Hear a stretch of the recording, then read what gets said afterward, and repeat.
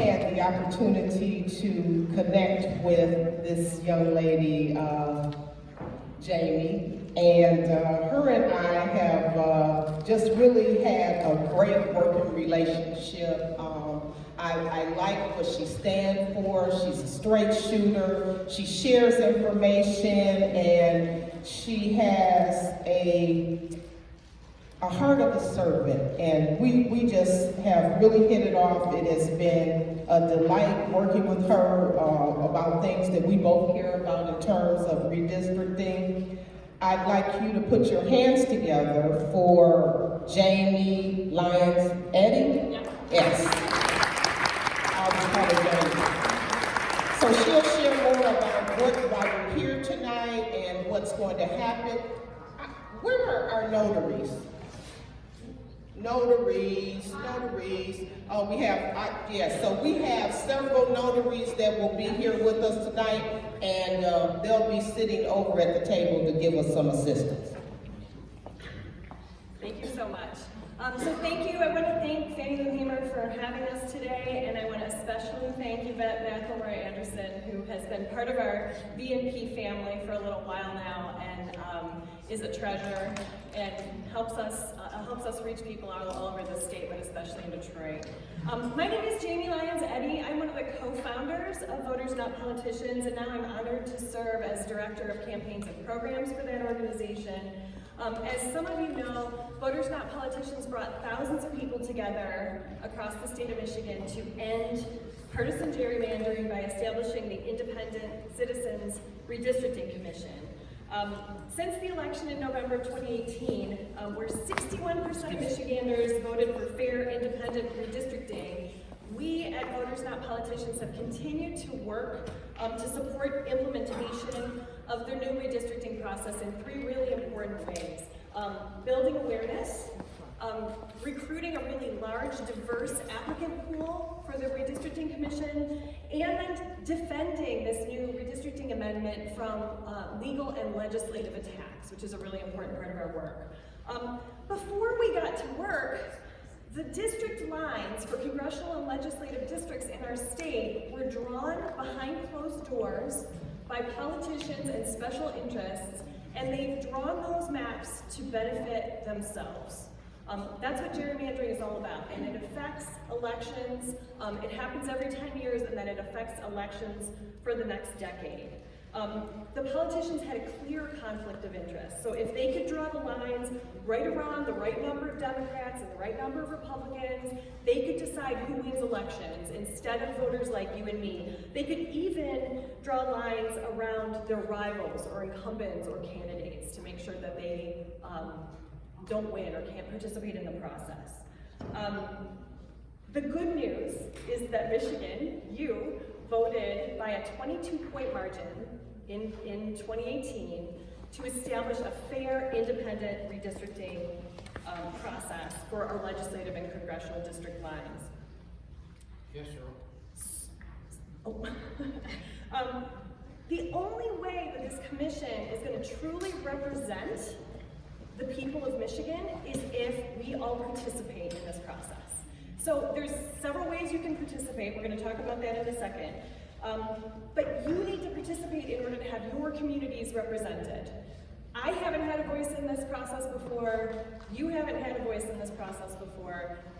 We now get to have a voice in this process. There's three really important things you need to do. One of them is to consider applying for the Redistricting Commission. And you'll actually have the opportunity to do that today. We have applications here, and after we have the presentation, you will have the chance to actually apply. It only takes 15 or 20 minutes. And we have notaries here. You can get your application notarized for free and complete the whole process here, although you'll have to go send it in yourself or drop it off at a Secretary of State branch office. Another thing you need to do is encourage others to apply. Use your network, tap some people on the shoulder, especially people who you think would be good at listening, be fair representatives of the communities of Michigan. They're going to talk more about that. You should nominate people to apply. And then third, even if you do apply, there's only 13 people who get to serve on the commission. You might not get selected. Or if you're not eligible to apply, please continue to engage with the Redistricting commission is going to ask you to represent your communities. You can even suggest district maps yourself. You'll be able to interact through public hearings and online.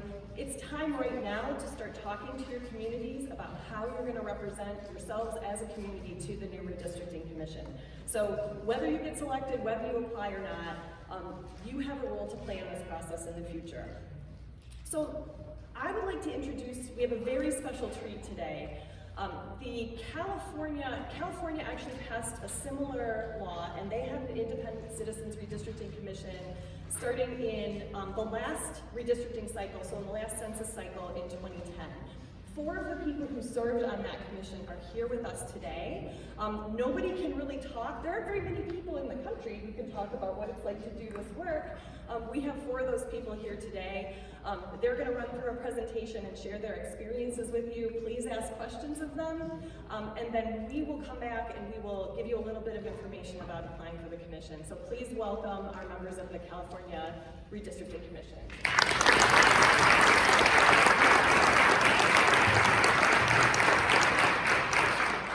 Thank you very much for the opportunity to be here, and I want to start out by saying this is the most satisfying and most important thing you may do in your entire lives. I have to shout out to the Ashton grant out of Harvard. We won a $100,000 grant in 2017.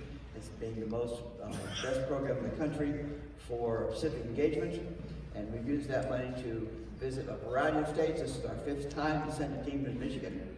We've been to Pennsylvania 4 times and a number of other states. I think we're at a total of 12 states we've been to. First of all, we want to start out by, the commissioners are just ordinary people. There's nothing special about us, and you're going to find out if you're on the commission that this is not rocket science. Being on the commission only takes 2 qualities. You have to have the ability to listen, because this is about hearing what the public wants and how you implement what the public wants. And the second thing is you have to just have good judgment, because you will be called upon to use good judgment in drawing up the lines. Who am I? My name is Stan Forbes. I am 72 years old. I am a farmer in Northern California. I grow almonds or almonds. I can hardly say the word. I also own an independent bookstore, and I've been a bookseller for 33 years. By background, I was on the City Council in Davis, California, the home of the University of California, Davis. I was president of the school board for 10 years, and I was president of the Business Association 3 times. And I say that only because that gives you an idea. All of us in our own way have been civically engaged, and just like you are, just like everyone who applies is demonstrating their civic engagement and their desire to make a difference. What was the situation that caused the California Commission to be created? I'm not the most technically able here in the world. Okay. We'll come to that, back to that slide in a minute. In California in 2008, Measure 11, Prop 11 passed. Bust by a squeaker, but it did pass. It tried twice before it failed. But the situation was, in 2000, the legislature, behind closed doors, having one hearing, which wasn't even public, created maps. And California did its own thing. It created a bipartisan gerrymander. The only criterion they had was to protect the incumbents. That was the only thing when drawing the maps. And as a consequence, over the next 10 years, we had 765 elections. 5 changed hands. Now remember that number, because when Cynthia talks about the effect of what we did, you're going to see one of the significant differences. But you know, not only that, by making it so the incumbents could not lose, they basically took away the right to vote. For me and for everybody else in California, because if you can't remove somebody from office by the vote, your vote is meaningless. And to give you an idea of how that works in gerrymandered states, I was in Georgia, and one of the most gerrymandered states in the country, fully 81% of their seats are uncontested because they're so gerrymandered. Who's going to bother to run? If you can't possibly win, why bother running? So gerrymandering takes away your right and my right to vote, and that just wasn't going to happen in California. We were tired of it. So Prop 11 passed, and it created an independent commission. And that commission consisted of 5 Democrats, 5 Republicans, and 4 declined to state. The ultimate commission you can see here, where we live, this is me up here. I'm the northernmost commissioner, as being a farmer. And the, we ended up with 8 men and 6 women. We looked like California. You'll see a picture of that at the end of our presentation to show that we look like California. We had 3 Anglos, 2 African Americans, 4 Asians, 4 Latinos, a Pacific Islander, and a Native American.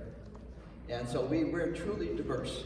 And that was important. One of the questions we were asked in our interview was, why does diversity matter on the commission? And I said, well, you know, truth be known, 14 old white guys with beards like me could draw perfectly fine maps, except that the public won't accept them, because it's important that the public see themselves up on the dais when we're drawing the maps. We also had criteria. These are the 6 criteria, and they were in rank order. Federal Constitution, equal population, 1 person, 1 vote. Federal Voting Rights Act, very important. Now, we spent a lot of time. We spent a lot of time complying with the Voting Rights Act. Contiguity, we couldn't have separate little islands out here. The most important was the integrity of the cities and communities of interest. And we did 34 public hearings and 70 business meetings in which the public could testify. And so they were able to have 100 opportunities to speak to us about their communities of interest. And that's really what we spent the most time on, because it was important to us that the community gets to define their own community of interest. And we found out all kinds of communities of interest that we didn't know existed. And we were able to accommodate many of them whenever we possibly could. It was the public at the microphone who told us, this is what we want. And this whole process is about you. It's not about drawing districts that the politicians want. It's about drawing districts that you want. Who do you identify with? What is your community of interest? And then we had compactness. You're going to see, Andre's going to have some examples of both political gerrymandering, lack of compactness, and racial gerrymandering. And lastly, nesting, which is a California thing. We have 80 assembly seats and 40 Senate seats, and we're supposed to try and put 2 assembly seats into 1 Senate seat. That's the definition of community of interest. Those are the criteria. The other 2 things that were incredibly important, and you have this in your Michigan initiative, was the process was entirely transparent. There was no public, everything was in public, I mean everything. It was videotaped. We could not have private meetings. No one could talk to us except with the microphone. Everybody had the same amount of time. We had members of Congress testify to us. They got the same 2 minutes as everybody else got. Every written communication was put on the website. They could see it. It was translated in 6 languages to make sure the people of California could see what in the heck we were doing. And was that in contrast to what things that had been done in the past. But also, we really wanted public participation, and that'll be talked about as well. But we had 2,700 people who actually testified to us. I mean, and they were able to see in real time. They would make a suggestion, and we changed the map based on their input. And that really gave us credibility. And when's the last time you ever heard of a politician asking for your public opinion and then changing what they were passing based on what you asked them to do? We had one person come 100 miles for a hearing, and he said, he was about 7, I guess he was about close to 75, and he said, for 50 years, this is the first time I've had politicians or political representing me ask me what I wanted, not what they wanted. And that was just a unique experience. So, why did I apply? Frankly, I was tired of having my vote deprived. I wanted to have a meaningful right to vote. In 1963, we approved the Supreme Court said 1 person, 1 vote. That's fine. But they didn't say 1 person, 1 meaningful vote. And it's important, it's critical to democracy that we have a meaningful vote. And that's really why I personally got on the commission. Lastly, as I said, there we are. We look like California. We look so much younger than, because we have 10-year terms which will end in July. But the fact is, because of public participation and because of, or in our case, Proposition 11, yours is Proposition 2, the public has an opportunity to take control of their right to vote, which in my mind, the politicians have taken away from us by gerrymandering. And with that, I'll pass it on to Gil. Oh, yeah, Gil, you're in the wrong seat. You moved.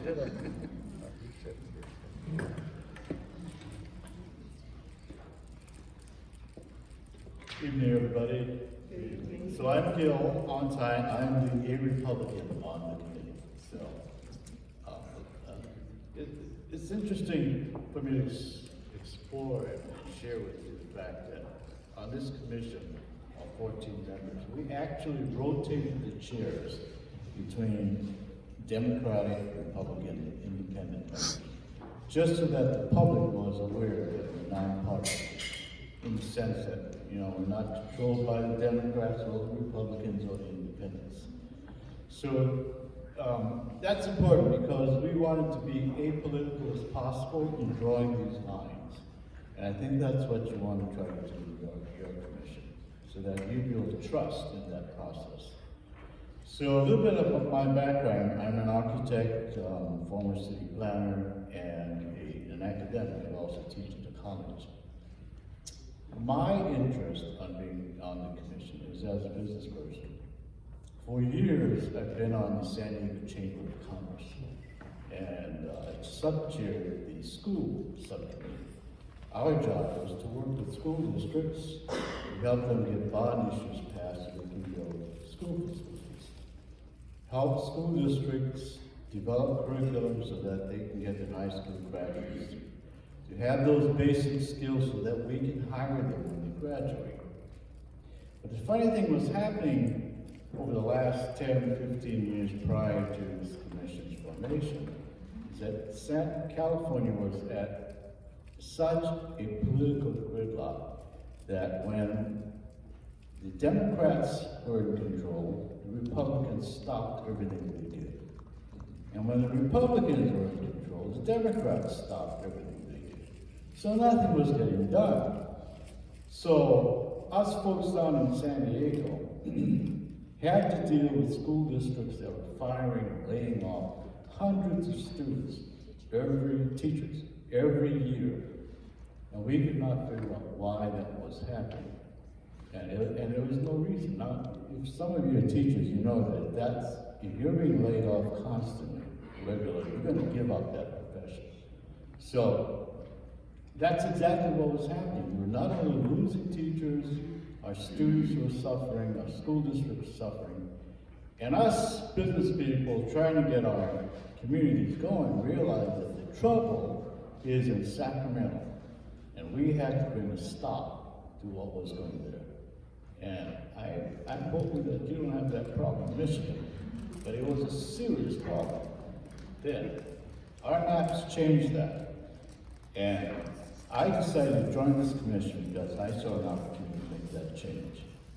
Couldn't happen at the grassroots level, but maybe, quite possibly, being on this commission, I could be some part of a decision process that would change it. I had no idea you could make a profound change, and the other speakers will talk about that. So what I want to talk to you now is about the process on how we went through that.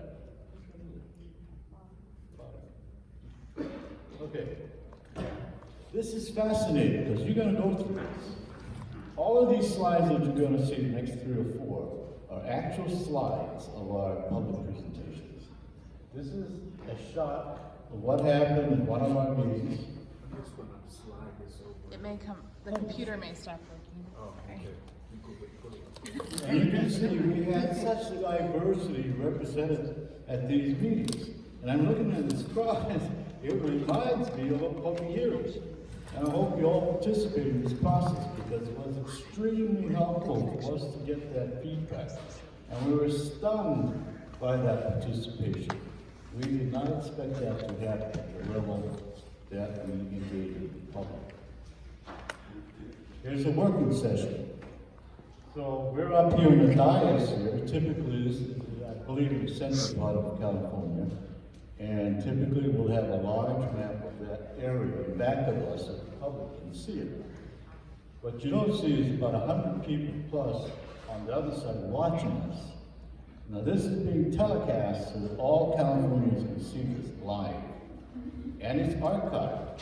So those people that can't see it that night can go back the next week and see it and then write us a little nasty email and tell us to be around.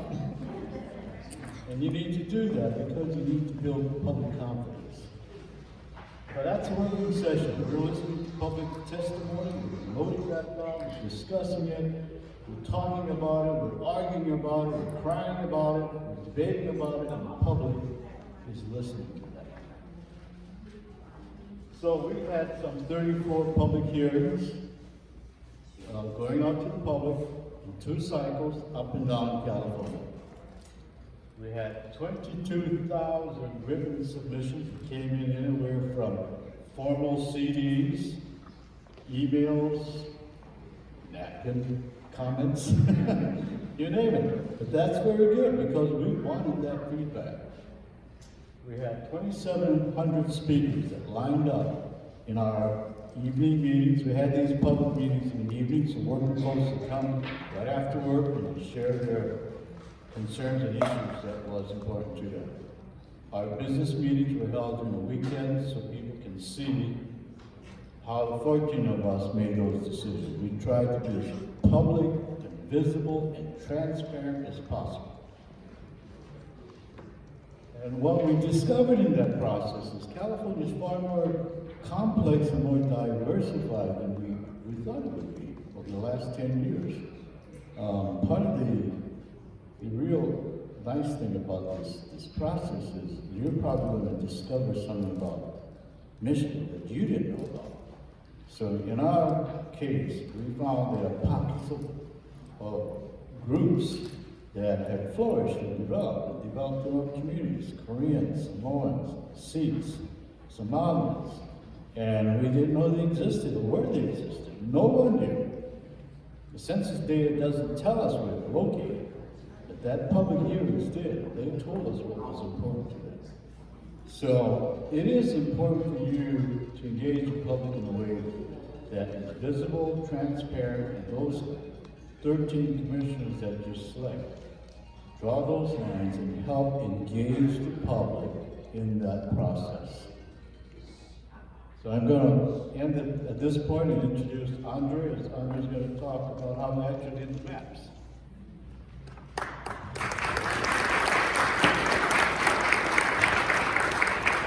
want to start by saying just how pleased I am to be here. This is a wonderful crowd tonight, hopefully an involved and active audience and crowd. And as soon as I walked through the door, I knew I was at home, and I saw the Jimmy and Yame over there on the wall, you know. And when I also saw that I was seated beneath the image of Fannie Lou Hamer, I said, this is my kind of place. So greetings to everyone. My name is Andre Parvenu. I'm one of the 2 African Americans on the commission. I'm a no party preference or independent member of the commission as well. And in terms of my background, I'm a planner, I'm a geographer, I'm a land use consultant, currently in Los Angeles, in the Crenshaw district primarily of Los Angeles. I formerly worked as a U.S. Census Bureau community partnership specialist. And I've also worked with Metro as a transportation planner in Los Angeles. In terms of my background, I'm a graduate of Howard University, Morgan State University, and I've been an affiliate with other historically black colleges and universities. And one university closer to home is right here, Michigan State University. I'm a student there too as well, so I've been around. So just like the cars you export, I was partly made in Michigan, so here I am. I want to say that, do you all mind if I sit down for a minute? Okay, thank you. I'm much more comfortable this way here. Let's move this back so you all can see me as well. Okay, what I'm going to talk about is a little bit about drawing the lines and my experience and our experience collectively and managing the trends. Managing the trade.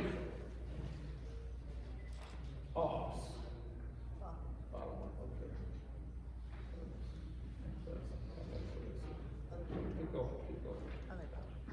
Here we go. Okay. Now in this section I have 2 examples. As Gil said, I have 2 examples. I'm going to show you. The first example clearly shows partisan gerrymandering. And the second one will show you racial gerrymandering and what we did to fix it. Now, we did this, we duplicated this throughout the entire state, but two examples we chose are the following. In this first case, we're looking at what was then Congressional District 23. You can see it extends 200 miles or more along the coast of California, and in this example, this was heavily Democratic, and you can see it was narrow right up near the top there to a point of just a couple of blocks, not even a mile wide, and it extended over two counties. So this was actually the longest and least compact district in the entire nation. Okay, it was infamously known as the ribbon of shame.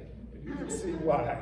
Okay, there was another district even further south towards Orange County that was also narrow, and we dubbed this one the low tide district because when the heavy tides came in, the district would disappear from the beach, you know? They would have, well, a portion of it, we're dissecting the district into two parts. So, along the PCH highway. But anyway, in our second example, we have district number 38 near just east of Los Angeles. And this is a clear example of a heavily gerrymandered district that was packed with a Latino population. And you can see what we did to make a correction with our maps later in 2011. By packing Latinos in this district, reaching out that denied them an opportunity to be in other districts, to have greater representation, to vote for candidates of their choice. So there are two terms that we looked at throughout the process. One is packing too many in one district, and one is cracking, splitting the populations. So we were looking at things like this to correct it, and you can see the difference between the two versions there in front of you. As a citizens commission, we were intent on incorporating everyone's input in our line drawing process. For example, Los Angeles has three prominent minority groups: Latino, African American, and Asian American. Each group brought to us maps reflecting what they thought was in the best interest of their respective communities. What we suggested, because they're the locals, they're the experts, is that combine forces and their various community representatives come up with one single map that reflected what was in the best interest of all three. So they did just that. They brought to us a unity map. And that unity map properly reflected, with their trade-offs and compromises, what they thought was best for that region that was heavily populated by various community members of the respective ethnic groups we mentioned. So this really helped us in our decision-making process. The most intense part of the line drawing process came during the final stages. I'm talking about the last 30 days. It was an extensive process. It took 7.5 months, primarily. Well, it took more like 9 months. I liken it to giving birth to a baby, because it took so long. And it was such an interesting, but a very rewarding process to be involved with. We had 2 rounds, as Gil mentioned earlier. During our first round after a series of public hearings, we had two rounds where we issued, first of all, a draft set of maps of all 177 maps. The community inundated us with a response. That's putting it lightly. In other words, that's where the rubber met the road. That's when people realize, whoa, what's happening here? Look at these maps. How dare you associate us with this community? We have nothing to do with those folks. So we received robust testimony about our maps.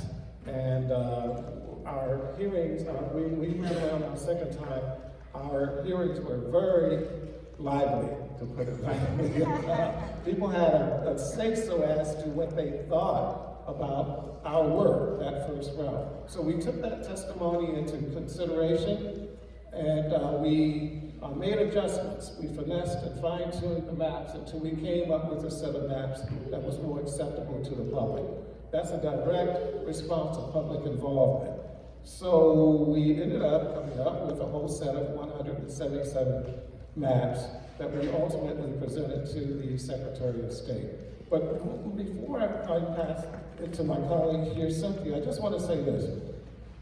I joined the commission because I'm an advocate. I have a strong sense of community advocacy. To have a healthy democracy, we have to be involved. That's why I'm so glad to see so many of you in this room today. I'm a child of the 60s. I'm a child of the civil rights movement. When I saw the image of Fannie Lou Hamer, I immediately got inspired because I know I'm talking to my people. The same people that would have been a part of Mississippi Freedom Party back in the day are right in this room.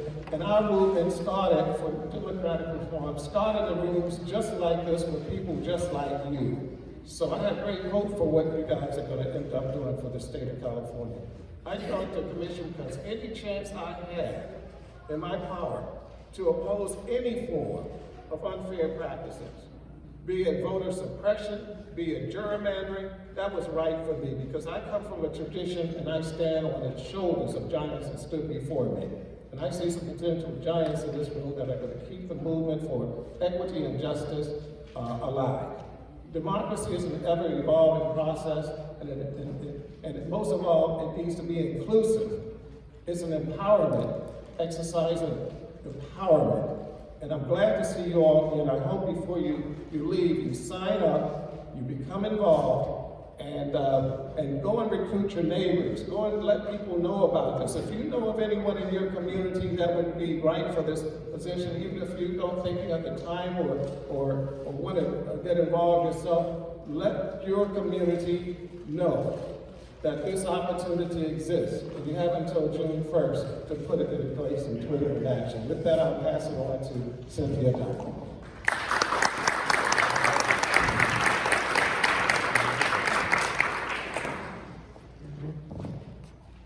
Good evening. Good evening. All right, want to make sure you're still awake there.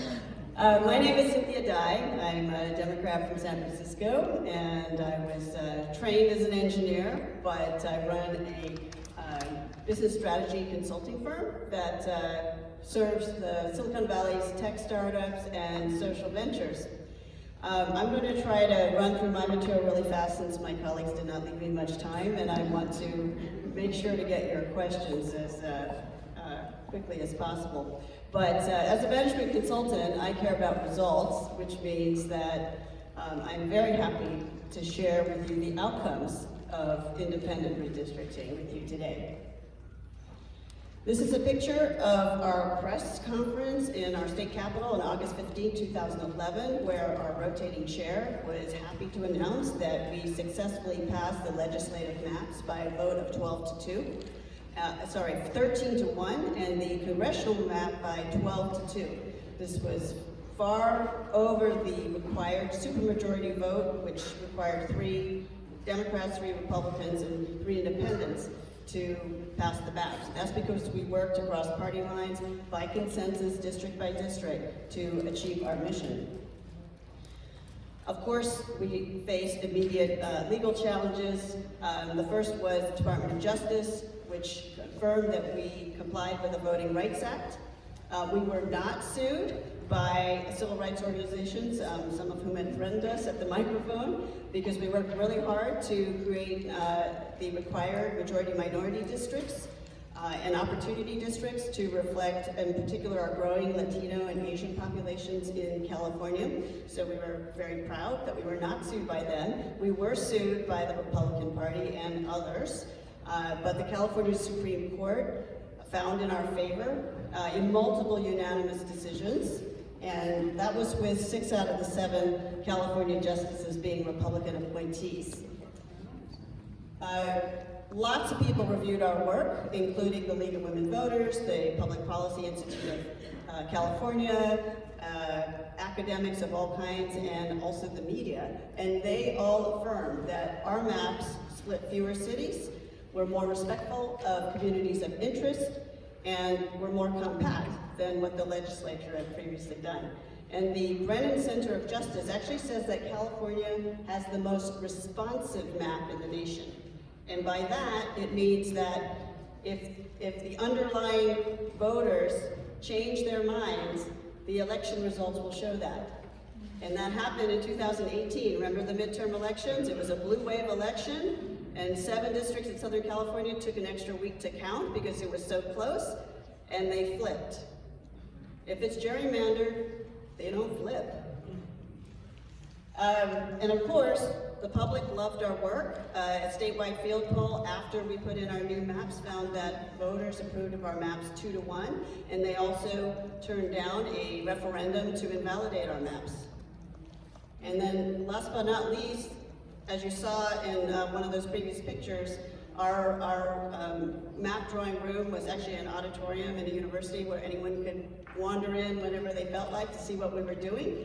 And we received a perfect score from the Center for Public Integrity for our radical transparency. And what's the real impact of all of this work? And that has been tremendous growth in our democracy, as well as in our economy. So, in the 2012 election, the first election after our maps, we had 57 new representatives. How many were new in the past 10 years? 5. That was one election cycle, 57 new representatives. And I'm happy to say that the new crop was younger, more female, more diverse, more candidates of color. So it has succeeded in diversifying our legislature. And you know what? It's been good for the politicians too. They started 10 years ago with an approval rating just above cockroaches at about 10%. Now it's close to 60% approval because they're getting shit done now. They're passing bipartisan legislation. They're getting the budget passed on time. In 2010, California had the lowest bond rating in the nation, and now it is the highest it's been in decades. And finally, some of you may remember back then that The Economist wrote an article saying that California was ungovernable. Bloomberg News said that California was a financial basket case. And now in the last survey of Forbes' Best States for Business, we are rated #1 in economic climate. So this is our motto. We hope that all of you take that next step to also transform Michigan's future. And I want to open it up to answer any question that may be troubling you and that may be preventing you from signing up or signing up 100 of your neighbors. Yes? So I've already had my application accepted, but I have a question. We've been talking a lot tonight about how it's affecting your economy. I don't understand the correlation. Okay, so this young woman has already had an accepted application, so she's winning the first 1,000. Woo! And her question was, how does this economic thing happen? What is the correlation between democracy and the economy? So, quick couple of things. So, when it's gridlocked in our state capital, they were unable to pass a budget. They would sometimes go 9 months into the year to pass the budget, and as a result, they were firing teachers right and left. They weren't paying state employees. Things ground to a halt. They couldn't put legislation, they couldn't put bonds on the ballot. That is actually the reason our bond rating was the lowest in the nation. I mean, we just weren't good for it, right? So that obviously had ripple effects. Our cost of borrowing as a state was higher. You know, roads weren't being built. I understand you have a little road problem here in Michigan. And you know, legislation that would help grease the wheels of business were not happening either. And the result of independent redistricting has been a more moderate legislature, which means that we've had Despite being a Democratic supermajority now, more pro-business legislation is passing, as well as bipartisan climate change legislation. So all of that helps grease the wheels of business as well. Anyone else want to make a quick comment?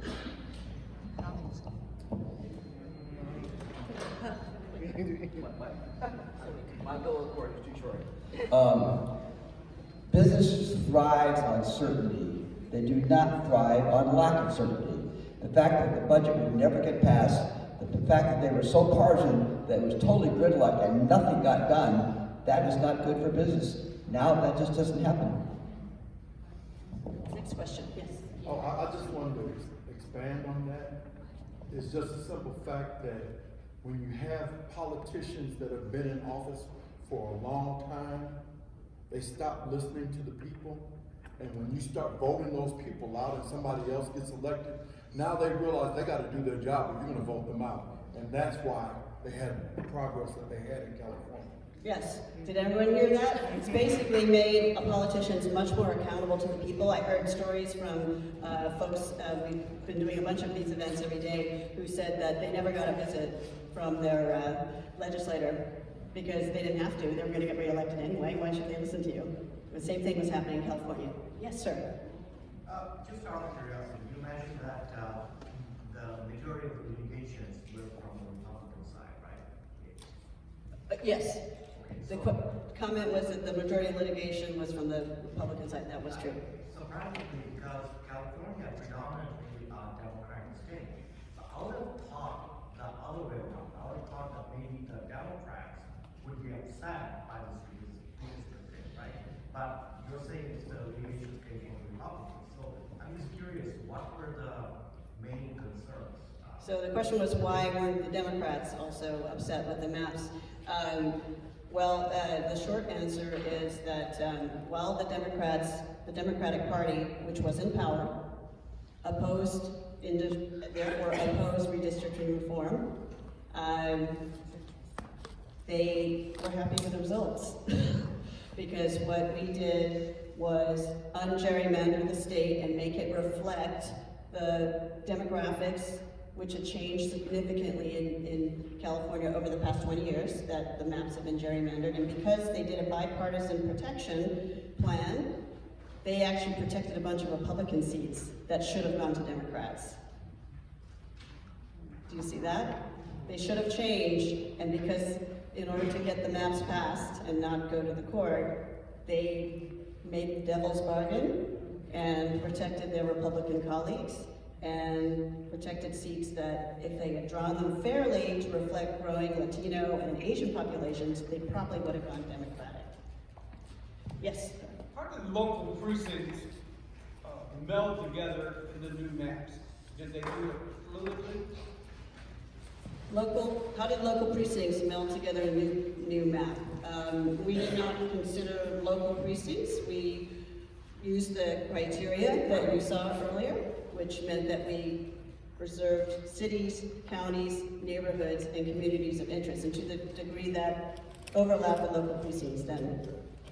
You know, we only looked at census tracts. We looked at no political data at all. We didn't look at registration. We didn't look at where the incumbents live. We didn't look at the pre-existing districts. We were totally nonpartisan in that regard. So we didn't pay attention to precincts. We paid attention to census tracts because for population reasons, but we did not pay attention to precincts or any political data of any kind. Yes, ma'am.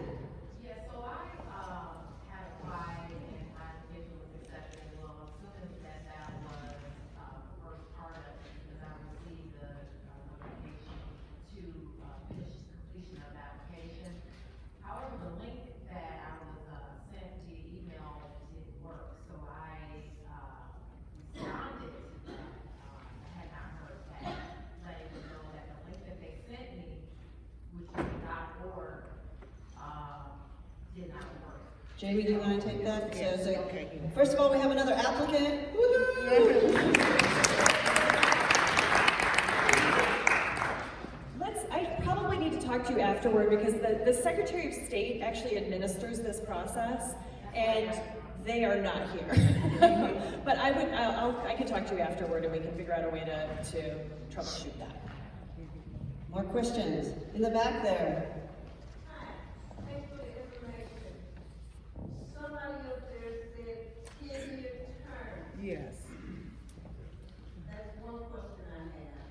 The other is, I heard you say it was a balance of men and women. Was that deliberate or was it required?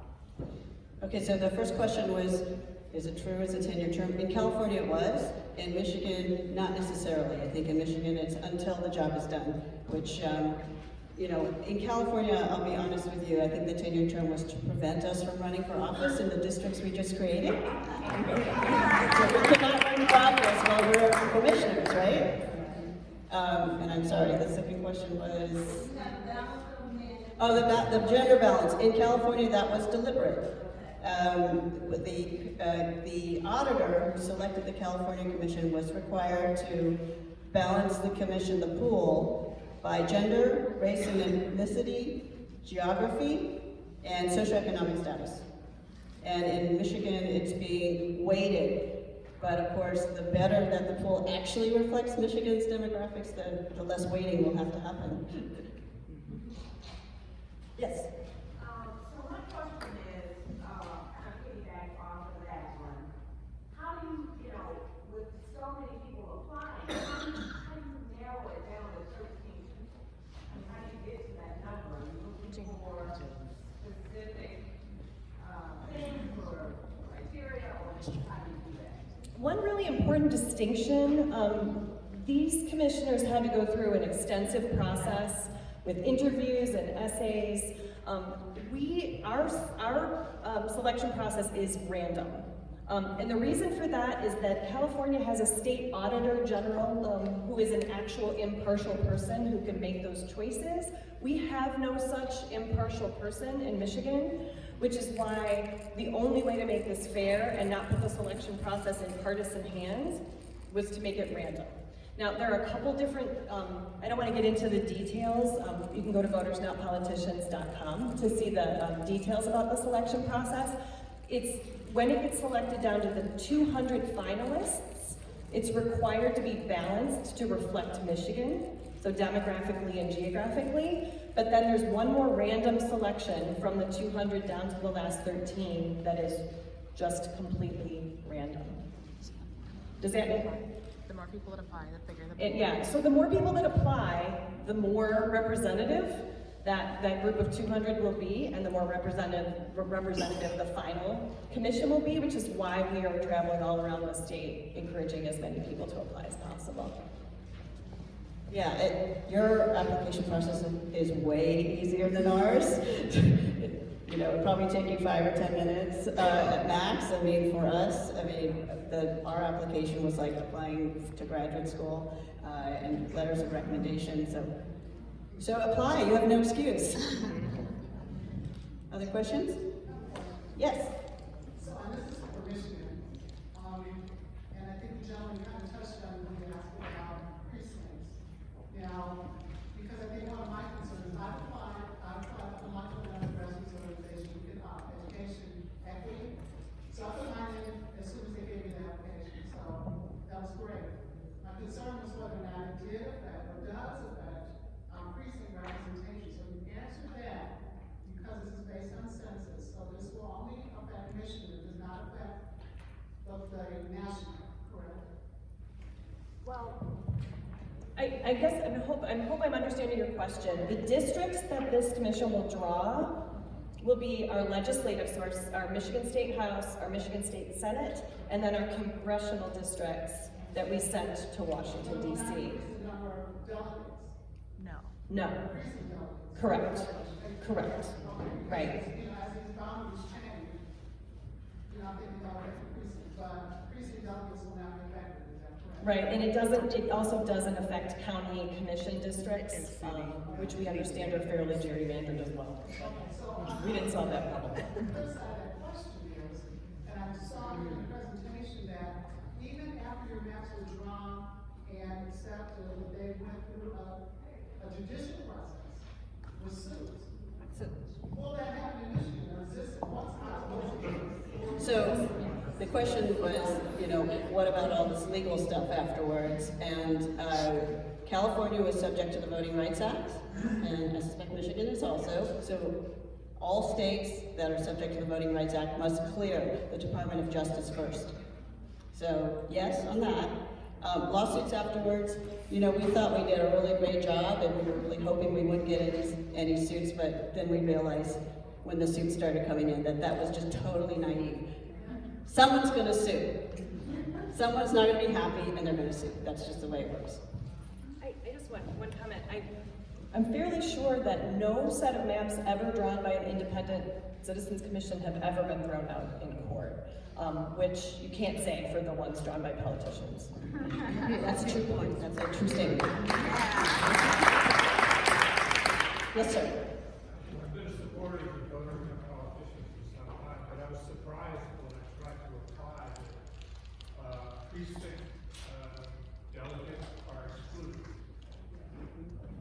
But they're party specific. So this is a good time to talk about this. There are certain people, most people can apply to serve. There are some exclusions. So if you've held a partisan elected office in the last 6 years, or if your parent, child, or spouse has done so, then you are not eligible to serve. Same thing for being a registered lobbyist. And that's, the point of that is to remove people with a conflict of interest, you know, with skin in the game from the process. So it's not intended to remove people who have partisan passion from the process, but unfortunately that does exclude precinct delegates because it's an elected partisan office. And California had the same conflict of interest exclusions, and probably a few more. Yes? So how are those evaluations and background checks going to be accomplished in Michigan? The question was evaluations and background checks. You'll actually see, if you apply, we have applications here today, and even if you're not going to apply, you may want to take a look at the application. Yeah, so the application had all that information in it. It asks you, and part of the reason you have to have your application notarized is you're attesting to what you put in that application under oath. The other thing that's built into the process is transparency. You heard that word up here quite a bit.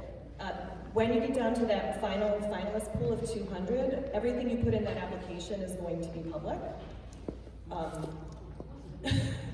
Think about that. And certainly when you're a commissioner. So you'll have that transparency. There's also a period at which the majority and minority leaders of the two chambers of the Michigan legislature have 5 strikes. So once you get to that pool of 200, they will be able to remove 5 people each. I imagine they're going to look at your application quite carefully. So the transparency is built into, you have to fill out your application under oath. You have a transparency all the way through the process that should ensure that everybody is being honest in their application.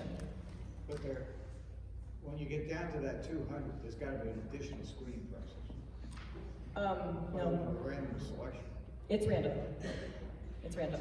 But again, it's completely, you have the strikes, those legislative strikes are sort of that backdrop. What happened when you got to the 200 and it got published? Well, we've never done it before. No. They didn't do that. Okay. It's different. Ours worked out, the 60 of us went to the state legislature and they got to strike 24. But to give you an idea of the thoroughness, because we'd already been thoroughly vetted, but they did opposition research on us, on each one of us. So the legislature knew who they thought would be better, from their point of view, get rid of the ones that are too partisan. And so 36 came out of it, from that pool of 36 that we got picked. And that's my question, how's Michigan going to do here? I guarantee you that your legislature will do opposition research on the 200. I am willing to stake my life on it. They will do that, and they will eliminate the ones that are unacceptable to them. And probably like the Californian quadrants leaders, they will collude. Yeah. Yes. Is it so random? How will you have the different factions, race, gender, socioeconomic status, qualifications? Yeah, the question is if it's a random, how will it end up being diverse and balanced? Well, the most important thing, first of all, when it gets down to that 200 pool of finalists, it's required to be, it gets weighted so that it does reflect Michigan geographically, demographically, and the best way to make sure that the final commission looks like Michigan and represents Michigan is for more people to apply.